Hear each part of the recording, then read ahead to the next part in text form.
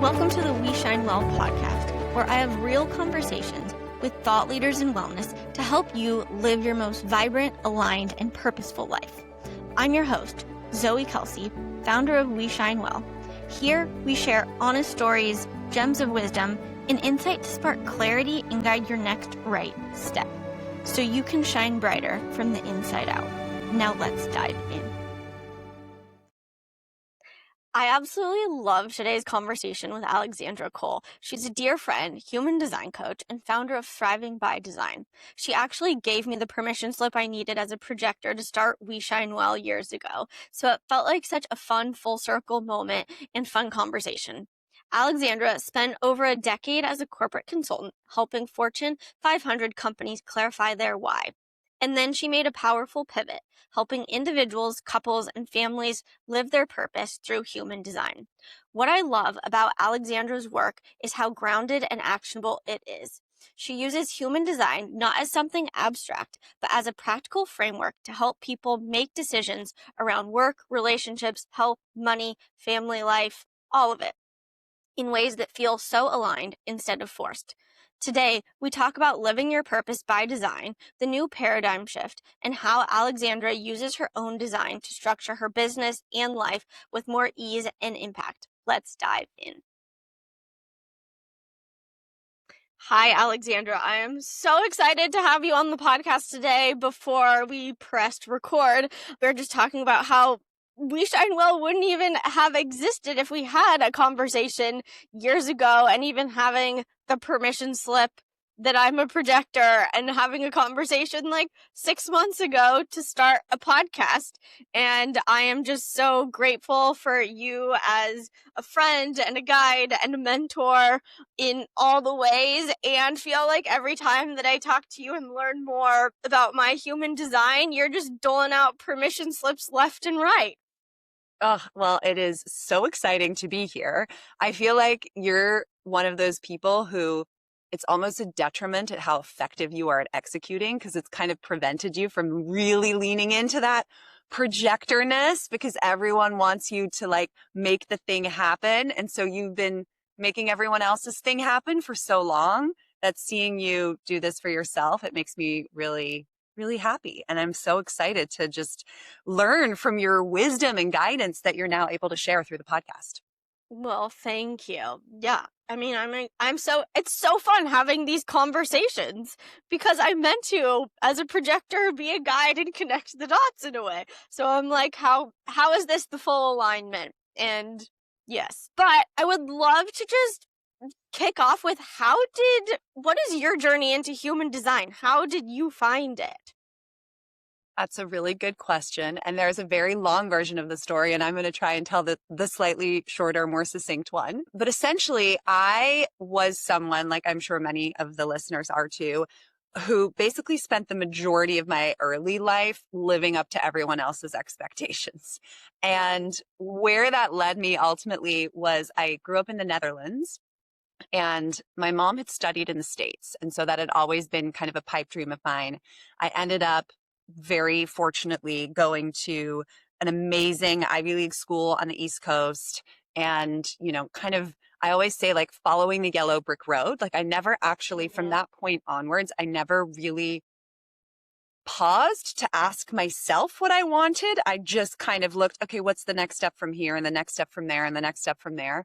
And upon graduating, kind of the best jobs or careers to pursue at the time was either finance or management consulting, because we were so close to New York City.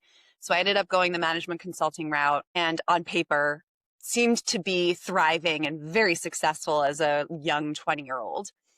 And then one day, a friend of mine came back from living abroad, and she had this kind of like kernel of an idea for a company. And essentially it was helping these bigger, iconic legacy brands better understand the next generation of consumers so that they didn't kind of, I guess, become replaced essentially. Because I think we were noticing our generation at the time, and I think it's even more true now, we wanted more purpose and meaning in the products we bought, in the companies we worked for. And so her idea was like, why not show them? So I started meeting with this friend of mine before work, after work, which after work for me at the time was like 10 or 11 p.m. at night, somewhere at some Oh like my gosh. sketchy bar. And we'd be like, brainstorming all these different ideas. And, Mm-hmm. one day, I think a few months into that, she asked me, would you co-found this company with me? Mm-hmm. And I gave it a week or so. And yet from the moment she asked, it was a full body hell yes. Mm-hmm. Even though it really didn't make any sense. Like we had zero kind of traction yet. We had no funding. I Yeah. was 23.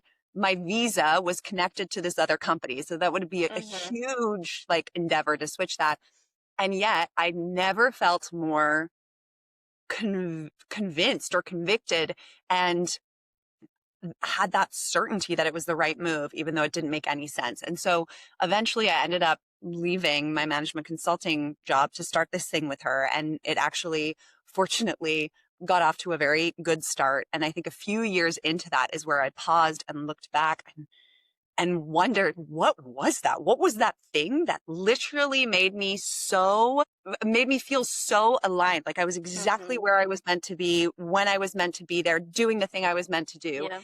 How do I get back to that? That was really my question. I was like, how do I find that version of me again? And Mm-hmm. how might I even help other people discover that? And so on this kind of little personal development, I guess like side parallel journey that I was on at the time while we were building the company, I Mm-hmm. discovered human design. And it was the only tool. And at that time was studying and learning about so many different spiritual tools. And this was the only one that I felt nailed the experience that I had had Mm-hmm. and described it so vividly, but also gave me a path towards reconnecting with that part of myself and trusting that part of myself more. And from that, I think that was kind of my foot in the door with human design. And then the more I learned and discovered about myself, the more kind of infatuated I became with it. And then at a certain point, I was burnt out by the company that we had built and took a Mm-hmm. month off. And I moved to Bali. And that's where I ended up doing my reader training, Yeah. not thinking that I would ever do anything with it. Mm-hmm. But then we returned from Bali, and 2 weeks later, COVID hit and the whole world shut down.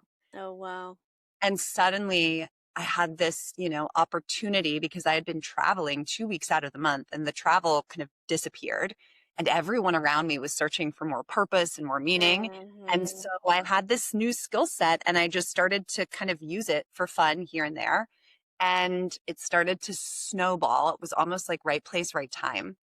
And I remember feeling really weird initially because on my social media, what I had about 1,000 followers at that time, and I Yeah. probably knew personally like 995 of them, Yeah. And suddenly, instead of being the like very down to earth, practical, left brained consultant, Mm-hmm. I start showing up talking about this like woo woo new age system called human design. Yeah. And so I had to go through a lot of identity kind of recalibration, I would say. Mm-hmm. Um, but then I think it was having my son that really made me feel like, no, I need to share this with the world. Like this is a really important um, part of my purpose because using human design as a parent, like was a complete game changer and helped Mm-hmm. me understand this child that I know if I didn't have human design, it would have been much harder for me to not just connect with him, but support him effectively. Yeah. And Was there so like I a unlock for you that was like, okay, like I need to dive deeper into this now that I have my son? yes, and it came very early on. So and we can get to kind of what is human design in a moment. Yes. But Yeah. essentially, one of the things that human design helps you understand is the way that you are designed to nourish your body most effectively. Essentially, like the way your body likes to be fueled and supported, and the way it Mm-hmm. digests or really essentially just translates nourishment and food into energy and fuel most efficiently. Mm-hmm. And when my son was born, before that, I am still a very much recovering A-type personality, and so I had downloaded like every feeding schedule. I'd done all the research. I downloaded Mm-hmm. every feeding schedule. I've I'd figured out, okay, this is the optimal based on I don't know how many different like PDF For the downloadables that I average had paid for. baby. Yes. And so I had all of these, I had the schedule, and then I would, based on all of these schedules, they said, the morning feed around 7 a.m. is like the most important one. Like that's the one where they're going to take in the most milk. And I would be sitting there at 7 a.m. breastfeeding, and my son would have zero interest, zero. Mhm. And it sounds a little trite and trivial now, but in that moment as a new mom, the feeding is literally your entire world. Like that is the thing. Yeah. How that is going determines your mental health, just everything in life, Mhm. the quality of your days, whatever it might be. And so I was getting so frustrated with myself and with my child, and felt like a failure, and was considering like introducing other feeding sources. And then I thought to myself, well, let me just look at his human design digestion type. Mhm. And lo and behold, it said that he has a digestive system that doesn't actually come online until later in the day. So Mhm. he actually increases his calorie intake as the day goes on, and even like into the night. Like that's when he is most poised to consume and digest, like even after the sun sets. Mhm. And so, first of all, it gave me, permission to let go of this rigid schedule and just trust. I think most importantly, trust my son that if he wasn't hungry at 7 Yeah. a.m., like why was I forcing this on him? And Mhm. so that's what I did. And he naturally adjusted his intake to get the same amount of ounces throughout that 24-hour period. It was just a different pattern and Wow. and I think that experience was the thing that made me realize, like, oh, wow, like this little being already has like an innate set of preferences and gifts Mhm. and ways that he wants to be supported to be his best self. And instead of kind of applying my kind of biased way of seeing the world, or the way that I was conditioned based on kind of my own upbringing or the things that I Mhm. consume, like, why don't I just create a space for him to tell me what he wants and needs? And Mhm. that is very, very difficult unless you have something like a human design chart that you can look to for the validation that we need in Yeah. that moment of like complete uncertainty as like a new parent. Mhm. Yeah. That's powerful. So there's so much to unpack, but before we do, what is human design? Can you help explain it in layman's terms so we can dive into both the basics and advanced as we flow? I will try. So I describe human design as a spiritual self-awareness tool, essentially. Mhm. It is a system that actually kind of integrates a lot of other more ancient spiritual modalities that many people will be familiar with, like astrology, the Kabbalah, the chakra system, and the Mhm. Chinese I Ching, which is this like ancient book of life that people used to rely on to inform kind of decision making. Mhm. And it brings all of these together in a individual chart, if you will. Mhm. And really what that chart depicts is your like one of a kind energetic frequency. It's literally a visual diagram of your aura. And it's based on where all the planets were that exact moment that you took your first breath. And you almost want to Mhm. imagine that you were like imprinted with that one of a kind frequency that was present in that room. And when you live in alignment with that frequency that you are here to share, like it gives you essentially it's your purpose, right? Like this is what you Mhm. are here to embody and contribute to the world. And when you honor that, which is, innate when we're little kids, like when I look at my children, they are, I always say, like living, breathing embodiments or reflections of their chart. It's like one and the same. But when we get to the age of like 6 or 7, that is where we start to become aware of, as humans, of this like cultural context and pressure and expectation to um, fit a certain mold, right? Depending on the Mhm. environment or the culture or the family that you grow up in, there Yeah. are certain expectations and norms that you're expected to adhere to. And from that moment, 6 or 7 already, there's this like tension that exists between who we are innately, right? That like Mhm. built in natural operating system, and then who the world wants us to be. And Mm. it's this constant battle of the two. And when you kind of imagine like several decades passing of like being in that push and pull, it's inevitable that in some ways you start to compromise on that original blueprint. Mhm. And you're not fully embodying the energy in the way that you were meant to. And Yeah. that's when you start to feel like, oh, something's off, or I'm not fulfilling my potential, or I don't feel connected or alive or fulfilled in the way that I want to.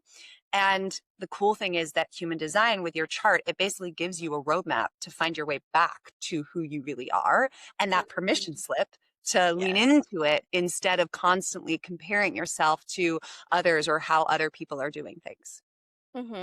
And what is possible when we live from this in alignment with our human design blueprint, and how can we actually start to understand it?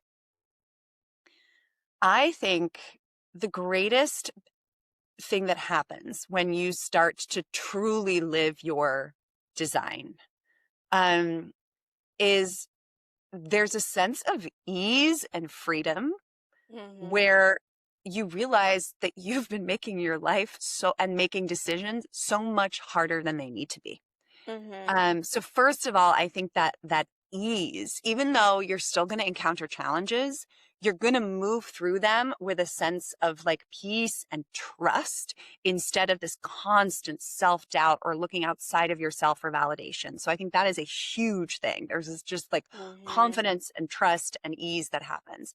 But then the other thing is like when you learn to live your design, and you learn to pay attention to the breadcrumbs that the universe is actually leaving for you, Mhm. sometimes in subtle, sometimes in more obvious ways, you end up experiencing a level of fulfillment and purpose that I think is Mhm. the thing that we're all looking for, right? And it's not a destination, right? Yep. So this energetic frequency that you have, like you're going to dip in and out of it. Like even, me, I study this stuff. I live it every single day, and Mhm. still, right? There's plenty of moments throughout the day where I'm not in my energetic, like, in energetic alignment with my highest frequency. Yes. But it's We're all human. more, I kind of have come to think about it as like a highlighted route. Like when you Mhm. understand your design, you always can find your way back to that highlighted route in that like internal GPS system.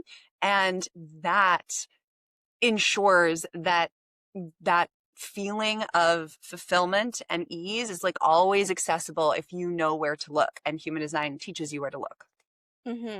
If I'm even to like put a metaphor to the embodiment that I feel when I like learn more about it, I feel like it's like when you're sitting in a chair and you don't realize how like uptight you are until somebody is like, just like take a breath. And then it's just that permission slip to be like, I'm rooted in my seat and exactly like where I'm meant to be, and trusting myself of just like that exhale of relief and being like, okay, this is my design, this is who I am, and it's permission to own that over trying to be somebody else in a world full of, like, I'm a projector and that most of the world is generators, so not living into that generator kind of world too. So what are those basic foundations within the human design chart? There's so much to it to like better understand to live into that purpose. So the place where we typically start, and the thing that you were already kind of referring to or alluding to, is what we call energy types. So I think of this like your human design chart. If you were to look it up right now as a listener, it would look very complicated. And I think for good reason, right? I always say like humans are very complex. So thank Yes. goodness the chart kind of reflects that. And the chart that you are seeing on paper is like just the tip of the iceberg. There's actually even so Mhm. much more depth to it that can't be visualized. But the outer layer of the onion, right? So the chart has all these like nuanced layers that you can dig into, but that outer layer is energy type, the piece you have to unpack first. There are 5 energy types, and everyone is one of these types based on their birth date, time, and place. And what the type describes is essentially your energetic operating system, like the way your energy functions and also the purpose of your energy in the world. It does Mm-hmm. not speak to your personality. It doesn't even really get into too many of your specific individual gifts. It's purely like, how do you invest energy in order to get the greatest return on that investment? Mm-hmm. And so there's these 5 types. I'll go through them really quickly. And an analogy that I kind of like is like thinking of a soccer field, if you will, just to kind of Mm-hmm. really bring this to life. So the first type that I'll talk about are manifestors. Manifestors make up about 9% of the population, and their energy is here to initiate, to get things started, to get things going, to um, be a trailblazer, a pioneer. But to be that trailblazer and pioneer, it takes a ton of energy, right? It's Mm-hmm. to really like challenge a status quo or establish a new movement. It takes a lot of energy. And so the way that manifestor energy works is typically in these really big bursts where they have this like creative, what we call like urge that comes out of nowhere. It's like the way that they connect to the divine that'll just hit them. And in that moment, they're like off and running and they have all this momentum that they're building and building and building. And then they kind of like get that ball into play. And on that soccer pitch, they're like the ones who make that like first kick. They get the ball into play and then they kind of collapse, right? Mm-hmm. Because it's taken so much work and energy to get it out there. And then they notice like their energy just disappears. Mm-hmm. And it's really important that they then rest and reset and essentially do nothing for a while until they feel that like little spark of inspiration strike again. And so Mm-hmm. manifestors have pretty like volatile energy. They have these like big bursts and then these valleys. But they're meant to kind of get the ball into play. Then in come the generators and the manifesting generators. So these 2 types make up about 75% of the population. Yeah. And the generators and the manifesting generators are like the motors of society. They are the like hustlers, the grinders. They are here to consistently move things forward. So they Mm-hmm. take that ball and they start running with it down the field. Yep. And they usually aren't really looking around as to like where they're just like, running down that field. The gift that these folks have is that, and I say these folks, but I am a generator. We have that like sustained source of energy that as long as we are applying ourselves to things that excite and energize us, that like light us up, like Mm-hmm. we're unstoppable. Like we can just keep going and keep grinding. Mm-hmm. And so we're often considered the builders, if you will. Mm-hmm. Now, the slight difference between generators and manifesting generators is that generators are a little bit more, they're designed for mastery. They typically like pick something and go deep. And I say typically because again, there's so much nuance to this. There are Yeah. billions of different types of generators. So Mm-hmm. this is the generalization. Yep. And manifesting generators are a little bit more of the multi-hyphenate. They are Mm-hmm. often very multi-passionate. They move very quickly from one thing to the next. And it's important for them to do so. They need a lot more variety. Mm-hmm. Okay, so they're moving the ball down the field. And then come the projectors.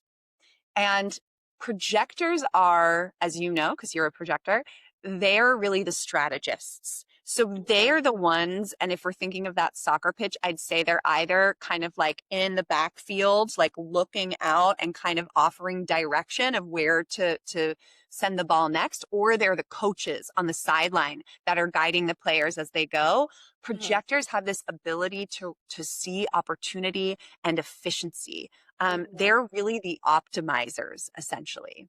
Yeah. Um, However, the way that projectors do so most effectively is by creating spaciousness and distance and perspective. Like they need to like be able to zoom out and see the whole field in order to identify like how A is going to connect to B and what's the most efficient way to get the ball in the goal. Mm-hmm. The challenge is that projectors make up only 20% of the population. And like I said, that 70% majority are these like hustlers, and so that culture of like go go go, keep things moving, stay Mm-hmm. on top of it is so pervasive that it often doesn't allow the projectors and the manifestors to honor their unique gifts and their energetic rhythms, because a projector's energetic rhythm is ideally a little bit of an ebb and a flow. It's not as extreme as Mhm. manifestors, but projectors work best when they're able to kind of focus on one thing, one person for short, intense bursts. They're very efficient, like I said, so they work really smartly during that time and they get a lot done, but in short amounts of time. And then they need to rest, reset, but most importantly, create the space, kind of Mhm. gain the perspective so that they can kind of identify, okay, where are we going to go next? And when they're kind of forced to keep up this very consistent grind because they're Mhm. surrounded by generators and manifesting generators, that ends up preventing them from really living in their authentic truth and in their gifts. And Mhm. then the last energy type is reflectors. And reflectors, I think of reflectors as kind of like the goalkeepers, because reflectors, they're very rare. It's only 1 to 2% of the population. And they are really here to be our kind of mirrors, essentially. They Mhm. mirror whatever is going on around them. They like almost cut through all the noise and like mirror the most essential truth, the most important piece in that specific moment. Like they used to live at the center of the tribe. They were that one wise woman or sage that everyone would come to when they needed guidance and clarity around Mhm. things.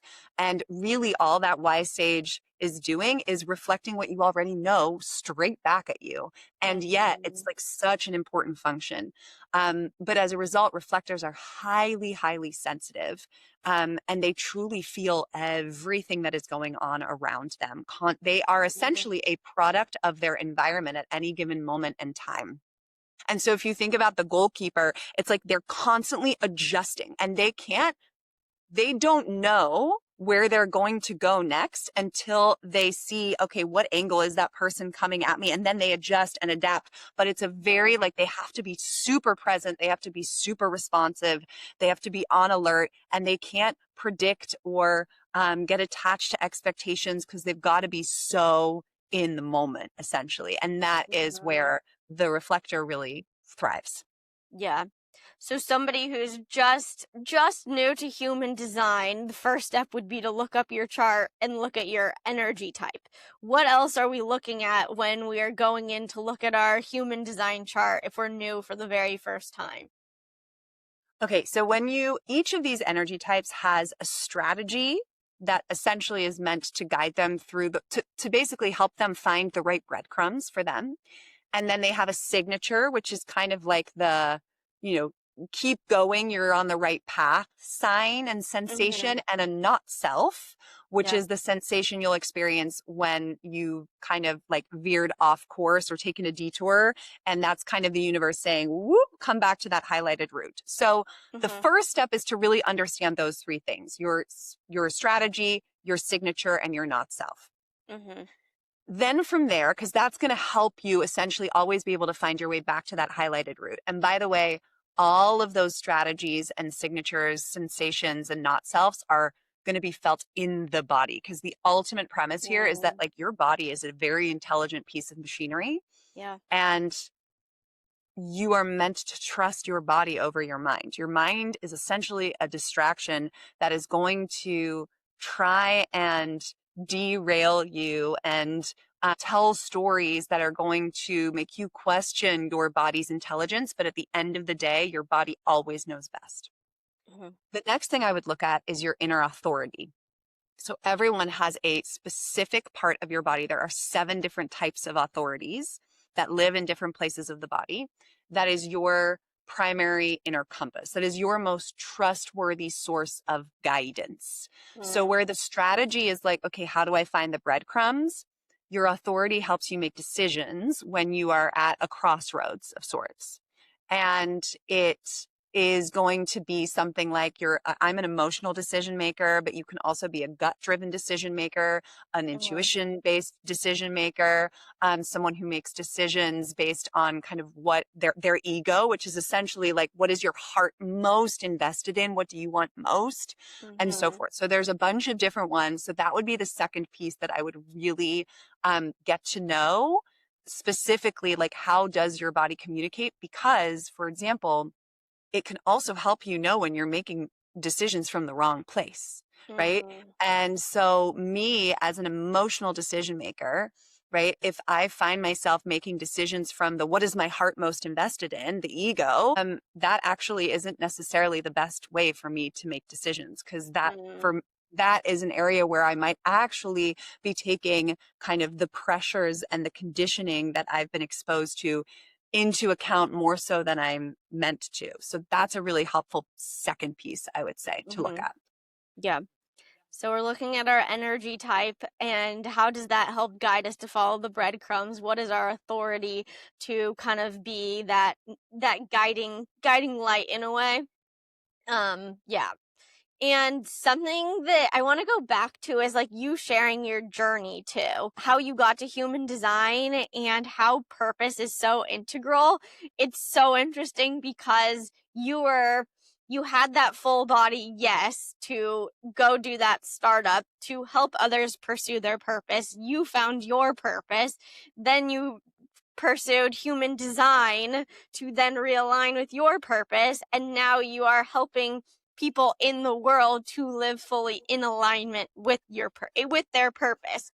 And there's your work in the world is all centered around purpose. And your recent Substack, you mentioned you're not actually meant to intentionally pursue your purpose. Instead, you're meant to trust your body and honor your strategy and authority. And when you do this, your purpose doesn't need to be chased, it finds you. Can you speak a little bit more to this? Quick break. My word for 2026 is luminescence, and I'm all about routines that support me to glow from the inside out, especially when it comes to gut health and skin. My favorite daily ritual right now, it starts with my morning glow up smoothie. I toss in a scoop of Now's collagen peptide powder, a sprinkle of their triple omega seed mix, and psyllium husk for fiber, and blend it all with almond milk and frozen berries. So good. While I'm blending my smoothie, I use this time to make sure to get in my probiotics with Now's probiotic for healthy digestion and immune system support. And when I want a little treat, I keep their collagen jelly beauty sticks chilled in the fridge. They're the perfect grab and glow moment. What I love most is that Now tests every single product in their world-class labs, over 31,000 tests each month, so I know I'm getting quality I can trust without the crazy price tag. To start your own glow up routine, use code WeShine at nowfoods.com for 20% off anytime this year. This statement has not been evaluated by the FDA. These products are not intended to diagnose, treat, cure, or prevent any disease. Yes. Okay. So, like I said, I think as a just general society and humanity as a whole, we really underestimate the wisdom of the body. And so what Mm-hmm. human design says is that you have this, like I already alluded to, like a built-in GPS system. Like you are already pre-programmed to live out your purpose, right? Mm-hmm. You have all those gifts and the kind of the ability to recognize the road signs. All of that is already kind of built into you. So if you were to just follow those breadcrumbs, me, for example, as a generator, I am meant to respond to life based on what is most energizing and exciting. If I were to 1000% of the time do that, to just trust that and to purely focus on the next breadcrumb and then the next and then the next and then the next and then the next, I would one day wake up and be like, "Oh my gosh, I'm living my purpose. Like I am Mm-hmm. literally sharing the gifts that I am here to share," which by the way is all in your chart. You can see what that one of a kind of like purpose energy is that you are here to share. Mm-hmm. However, if I like get to know that one of a kind purpose energy that I have, and then start to use my mind to engineer or manufacture my life in such a way that I am able to live that purpose. So, for example, part of my purpose is all about kind of bringing about revolution in the way that people kind of think and see things. And so if I were to kind of know that, and therefore I'm like out there looking for only opportunities that are revolutionary in some way, right? Mm-hmm. I would be overriding that internal GPS system because I Mm-hmm. might feel this tug and excitement towards something, but I'm like, that doesn't sound revolutionary. No, I'm not going to do that. Yeah. And that'll get me further and farther away from my purpose. that being said, I find it's still very helpful to understand in kind of a lot of detail what my purpose energy is meant to look like, to feel like, how it's meant to impact others, so that I can use it as a benchmark to constantly evaluate, okay, am I in alignment or not? So I Mhm. don't use it like almost proactively as a way to kind of like inform my next step or my next decision. I rely on my response and what energizes and what doesn't. But I am conscious of, okay, wow, how much do I recognize? Am I being revolutionary in my work right now? Yeah, I kind of am. Am I being revolutionary in the way that I parent? Yes. And if I don't feel that, Mhm. I know that I'm probably not honoring that inner GPS system. So it to me, it's kind of like this checks and balances exercise. But Yeah. if you get too caught up in like, let's say some people might have a purpose. I think I used this example in the Substack, that's related to planning. If you get too like attached to like, I have to be a planner, and you're only allowing yourself to look for jobs or roles within the home or within your friend groups that align with this idea of planning, you're going to inevitably stop yourself from noticing the next breadcrumb, because the universe is so much more intelligent than our mind is. Mhm. And so it might have a completely different way for you to arrive at like living that like planner role. And who are you to try and kind of define that for the universe or for yourself? I love the concept of following the breadcrumbs too, because I feel like I've had to learn this the hard way. I used to architect the entire staircase and like plan like no other. And now I'm like, all I can do is take the right next step in front of me, because it's like the saying that you make a plan and God laughs. It's like I plan all of these things and it's like what is meant to happen. That kind of keeps the situation small as well. And when you're going to like your own chart or like my chart or somebody else's chart, for example, what do you look at to identify what their purpose is?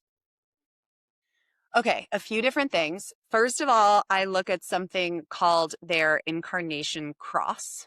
So each of us is born on a particular cross, and really all this is taking into account, it's the position of the sun and the earth, the moment you Mhm, were born, and then the moment that we believe your soul enters the body or the fetus, which is 3 months prior. mhm, The sun and the earth are obviously two celestial bodies that are going to have the greatest impact on you and the imprinting process, because we're so close to them. And they also, like, the sun makes up 70% of the energy here on yeah, earth at any given point in time.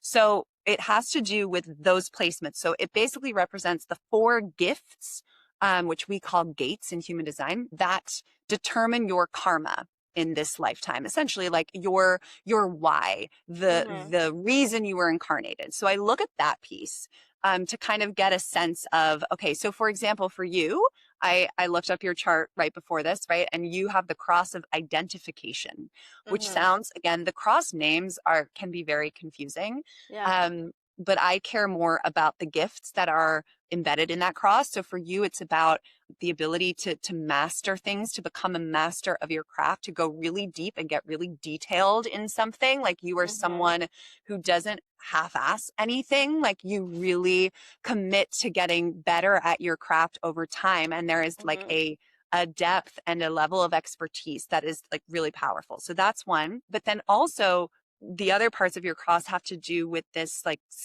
this healthy skepticism that you have, and mhm, is questioning, this pressure to try and make sense of. That's another piece that you are here to bring to the world. Okay. So I start to get a little bit of a flavor of, okay, what is that purpose energy? Then I look at something called your profile, which mhm, in human design is always consists of two numbers. So there's 12 different profiles that a person can have, but each profile consists of two numbers, which represent two different archetypes, essentially. mhm, And these archetypes give me more insight into how you're actually meant to embody that cross. Okay. So for you, it's not just, okay, you're here to kind of master your craft and to question and to kind of like identify things that are worth maybe like pondering or answering, and then you go like really deep and detailed on how to do so. That's Mhm. not just it. Then you add in the like, okay, how are you meant to do it? And for you, your profile numbers are 5 and 2. The 5 is the challenge solver. So the way that you do this is and solving challenges, by the way, that are more universal in nature in very Mhm. practical ways. So Yeah. you're looking at, okay, this is the challenge that all these people in the wellness industry are facing. Yeah. How am I going to solve this challenge in a way that can help the most amount of people that is really practical?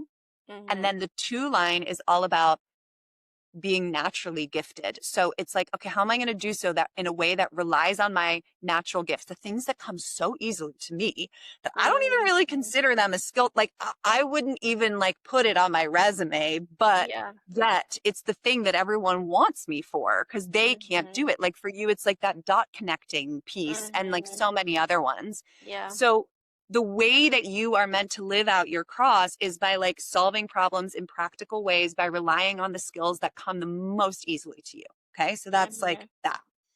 And then the next layer I would look at is more specifically like the other kind of gifts or channels that I can see in your chart, which really just represent the traits that are most innate and consistent for you. And so you can start to get like even deeper on that. But I think those first 2 pieces, the cross and the profile, are probably the biggest indicators of what your purpose might be. But again, the only way you're going to get there is by trusting that internal GPS system. For you as a projector, it's about like waiting for recognition, waiting to be seen and valued. And then Mhm. your kind of main decision making hub is your emotional center, right? So it's about kind of making decisions based on what feels most expansive for my soul and most calming for my nervous system. And once I allow all the emotions to settle. But if I 3, 4 years ago would have just told you, listen, your purpose is this cross of identification and you're meant to like solve these problems by relying on your like natural gifts, you could Mhm. have like allowed your mind to go haywire about, okay, all the ways that I could possibly do this. And this means I need to go to this industry or that industry. And you could have like forced something. Whereas Mhm. your current reality, which has come to be because you simply trust it, like, okay, I'm being recognized in this way. People are asking me for these types of like Mhm. this type of support. And you showed up and you followed each of the breadcrumbs without getting caught up in like, how is this going to lead to me living my purpose? Lo and behold, you wake up and you're like, oh my gosh, I'm literally living my cross. Mhm. Yeah. No, I mean, I can relate with all of that. I feel like I just want to connect people all day long and talk to them and solve the world's problems in the most efficient ways. So, yeah. That's you. That's you.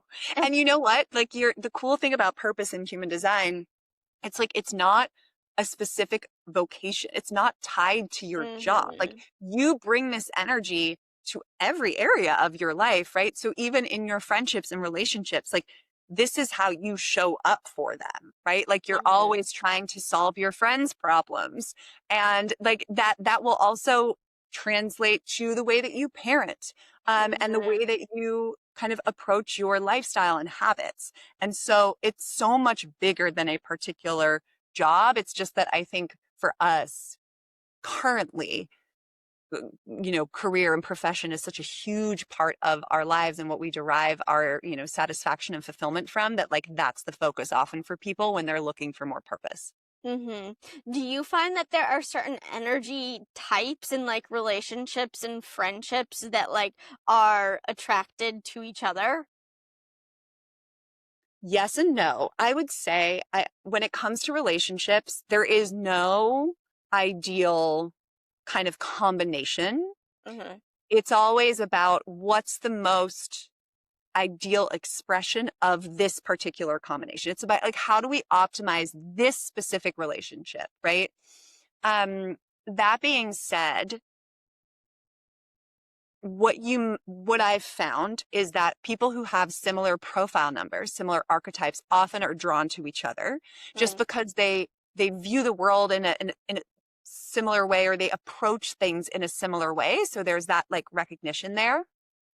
And what you also might find, and again, this is not saying that it can't work, I actually find that sometimes, for example, in a romantic partnership, Hmm. I'm a generator and my Yeah. husband's a projector.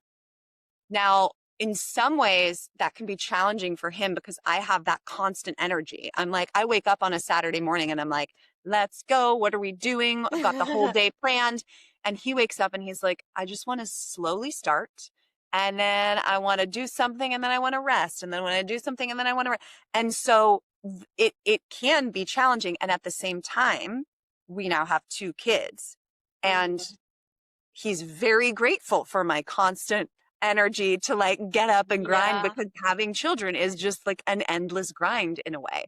And so I think like it'll change with from, phase to phase, and there's pros and cons. I think the biggest thing is accepting the other person for who they are Hmm. and honoring their energetic rhythm without judging it or comparing it to your own.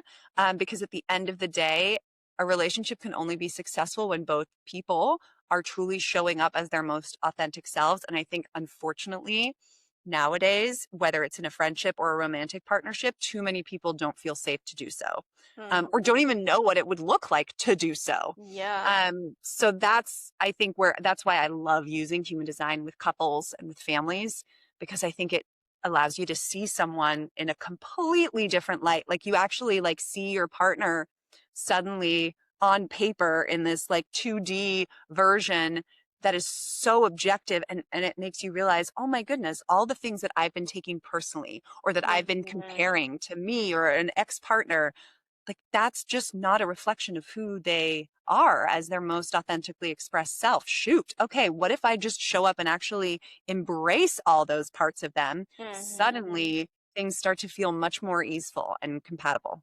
Hmm.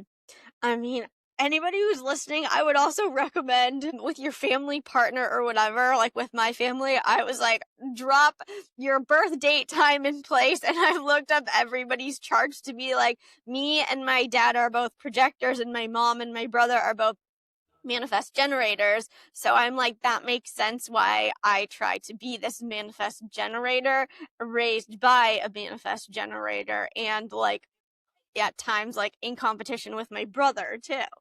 So, and then my dad's 100%. like, I'm gonna go for a walk. Peace out.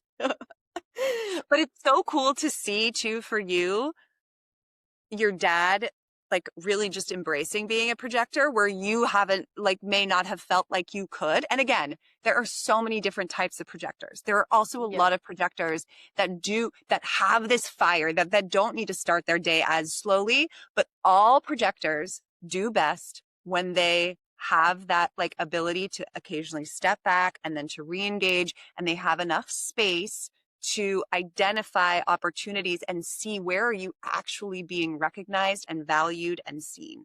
That is Mhm. universal for all projectors, but the rhythms can change slightly depending on other parts of the chart. Yeah. Well, specifically for a projector, I feel like there's confusion around like what does it actually mean to be invited in? And like I'm curious there, but also if there's any other like common confusion that comes up when you are working with clients. Yeah, so with projectors, yes, the waiting for the invitation can feel like they have to be really passive in their lives. And I would reframe it a little bit. It's truly just about waiting to feel seen and valued, because for projectors, you are going to see opportunities to improve the world around you everywhere. Yeah. But you, again, are not meant to consistently be solving all those problems and improving all those things. And so waiting for the invitation kind of is it like shines a light on, this is where your gifts are going to be most valuable. This is where you're going to be able to have the greatest impact. Because if you go and solve a problem for someone who doesn't want it solved yet or doesn't want it solved by you, Mhm. you're going to be wasting this super precious and limited energy that you have on something where there's going to be no tangible outcome or result. And so waiting for the invitation just allows you to be more efficient with your energy and your gifts. The other thing is that projectors, this invitation piece really pertains primarily to when someone else is involved in whatever it is you want to bring to life. Like you could totally start a company as a projector. Mm-hmm. You don't need to be invited to do so. But I think the big thing with projectors is like getting super, super clear on your projection on what do I want the world to see when they look at me? What do I want to be invited for? And Mm-hmm. how can I kind of put that out there in such a clear and obvious way that there is no confusion? Mm-hmm. That's the work that projectors should be doing. So for you, like being really specific about like, this is, you know, the type of conversation I want to have on the We Shine Well podcast. Like Mm-hmm. and being so clear that when someone comes across your website or your social media, it's like obvious to them whether they would be a good fit or not, or whether they want to Mm-hmm. listen or not. Right. Yep. Like that's the role of a projector, is just like clarity, but not forcing or trying to be everything to everyone. And like I think that's what we mean by waiting for the invitation. It's just like being a little bit Mm-hmm. more discerning and refining kind of where and how you spend your energy. So that's a really common point of Yeah. confusion. um I think another one is also, I mean, there's so many for each of the types. Like, I think a lot of generators and manifesting generators, when they learn about their type, they might be like, wait, but that means I like have to always be like, like I'm the doer. Oh, wait, like Mm-hmm. I feel like I also prefer a slower morning or whatever it might be.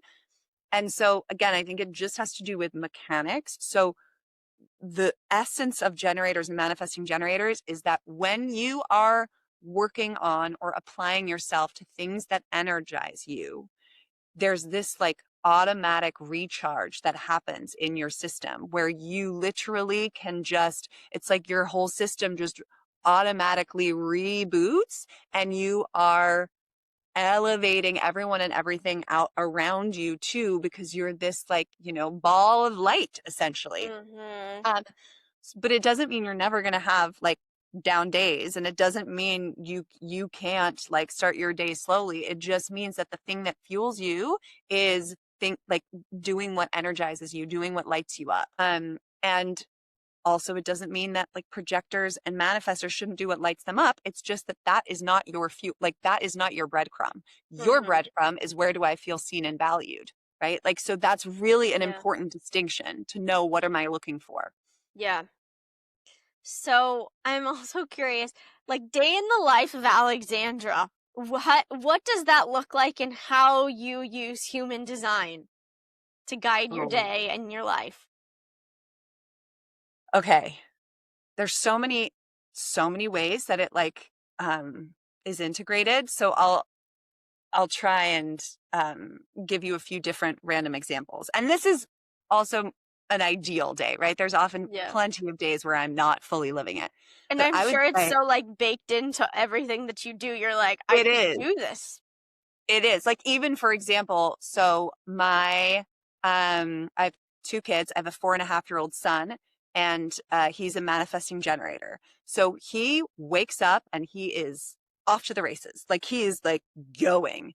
Mm-hmm. And so he wakes up first, and I know that he is not going to fall back asleep. So even in just that moment, he'll wake up, and he oftentimes still sleeps in our room. He's got like a little bed next to us. And I'll be like, okay, go to your room and play. So he goes, he turns the light on, he plays. My daughter is a projector. So she kind of like lazes around. And even when I start to hear her in her crib, I know I shouldn't go immediately and get her. So I let her kind of like wake up in her own aura. Mm-hmm. Whereas I could never do that for my son. So even just Mm-hmm. like that little moment is already like influenced by human design, how I Yeah. support them first thing.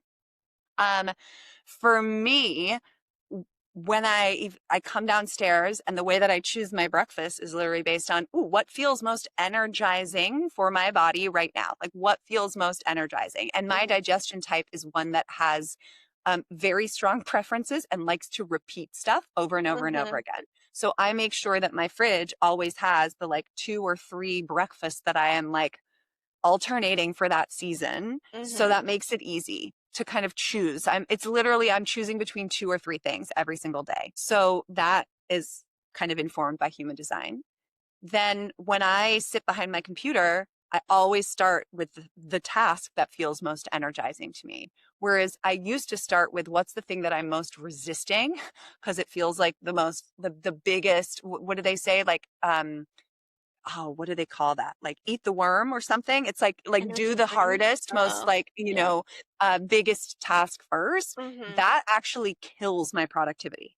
Mm, Instead, if I start with something that really excites or energizes me, it kind of builds momentum because, right, then I start to feel more energized. And yeah. so I actually want to work toward that really big, annoying thing. And then by the time I get to it, it's not that big of a deal. So Mm-hmm. I always start, I like look at my task list and I start with the thing that I'm most excited about. As you know, I talk about this a lot. I love to go on joy walks. So I Mm-hmm. literally, it's harder now because it gets dark so early. So I haven't been able to do as many as I'd like. But a lot of the time I stop work early before I need to take over with mom duties. And I go on a walk around my neighborhood and I just try and like infuse my body with joy, literally. And sometimes that looks like listening to a good playlist. Sometimes it looks to listening to a podcast. Sometimes it's like a bit of a gratitude practice. But that Mm-hmm. is my only job in that moment is like get my frequency right.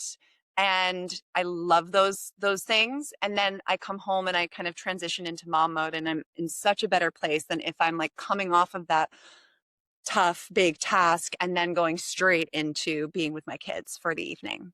Mm-hmm. So those are just a few examples of how I infuse my day with human design. I saw a Almost. new one is listening to TBMDIs in your sauna too, in Yes. Oh my alignment gosh, with I your love it. environment.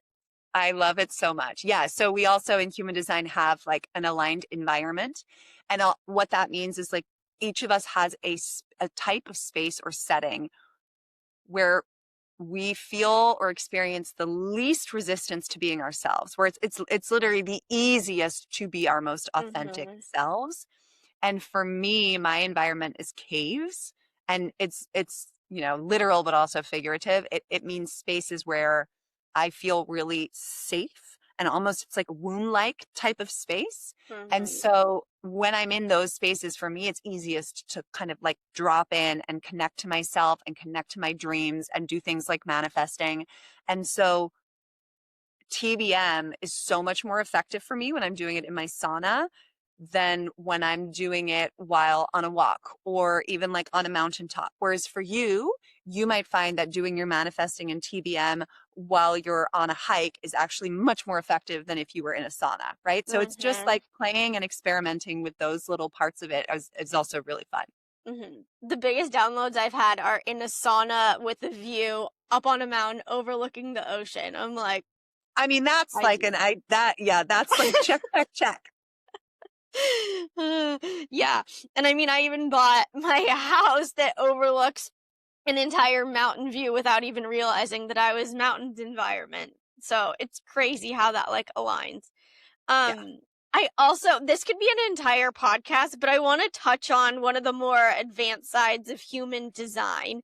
And we're at the beginning of 2026. We're entering the new paradigm coming in 2027 that human design talks about. What does this mean, and how is the way we're meant to live and lead changing?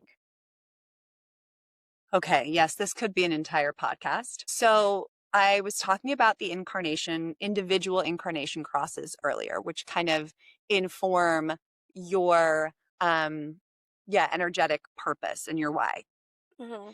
The world as a whole is also operating in this like cycle of different crosses. We like move collectively through different crosses over time. And the cross that we're in really kind of shapes the energetics of that era, if you will. Mm-hmm.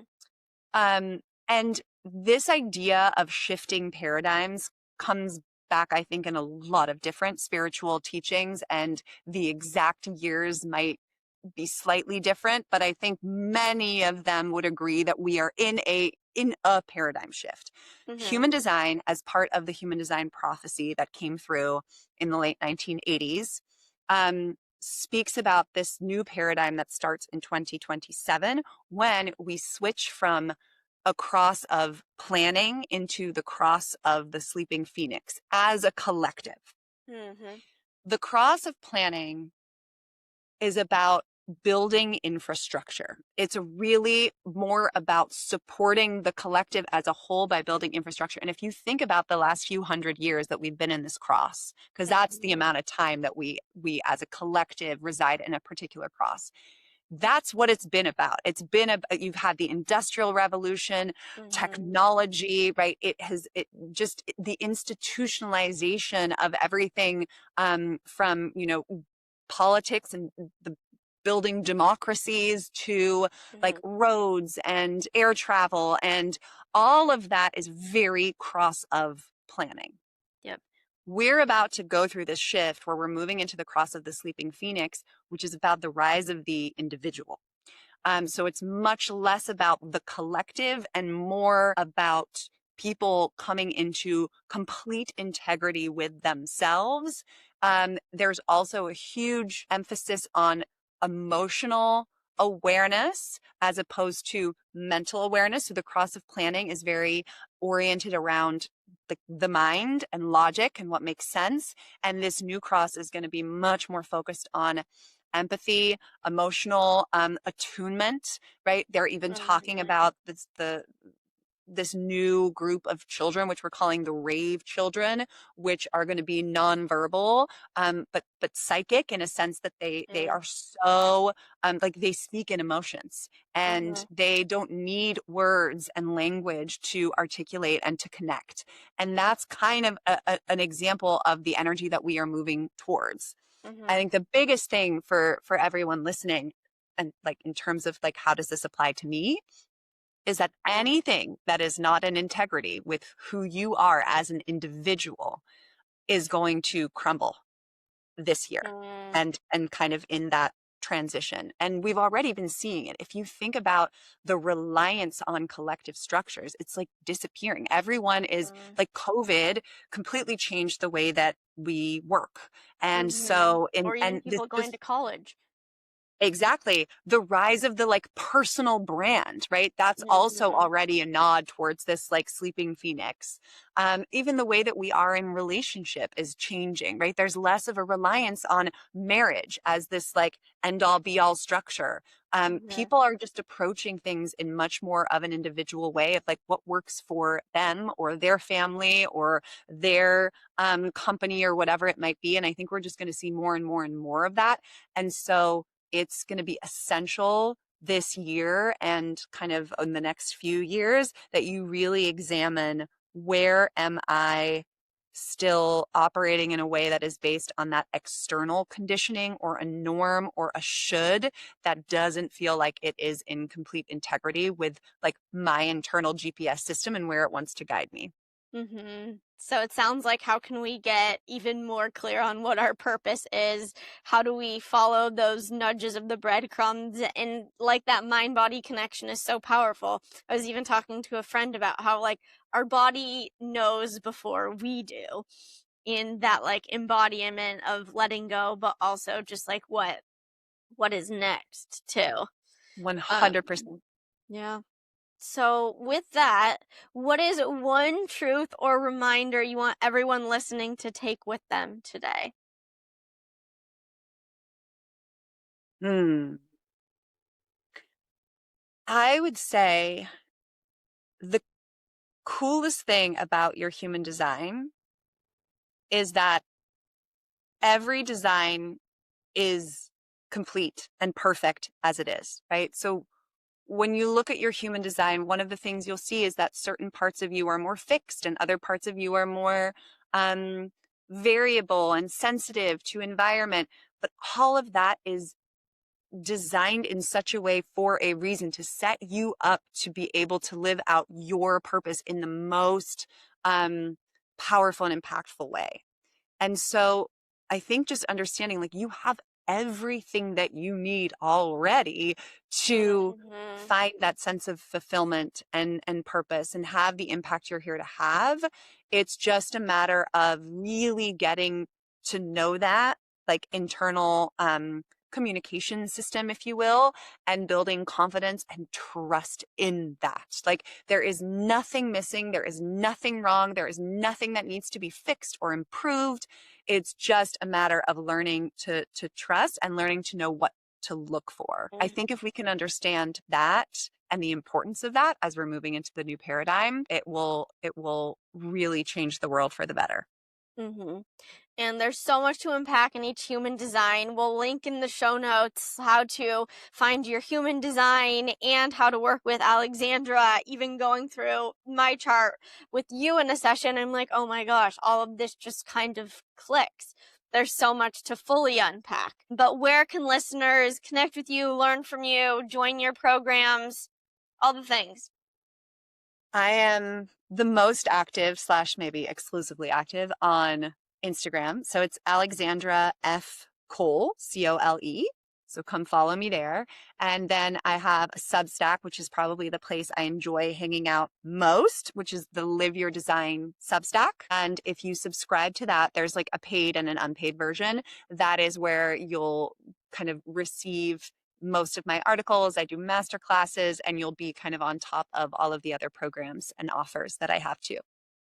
Amazing. Well, thank you so much for this conversation. I feel like we could continue to talk for hours about all of the different nuances, but hopefully this is a starting place for all the listeners to dive in, learn more, and more advanced of preparing for the new paradigm shift. So Thank you thanks so so much for having me and doing the work that you do and living your purpose, which is so just thrilling to witness and to see. much. Of course. Thank you for tuning in to the We Shine Well podcast. If today's conversation lit something up in you, I'd love for you to share it with a friend, leave us a review, and dive deeper each week by subscribing to our Substack in the show notes to interact with guests and discover more resources to expand you. Until next time, keep trusting your right next step and keep shining, my friend.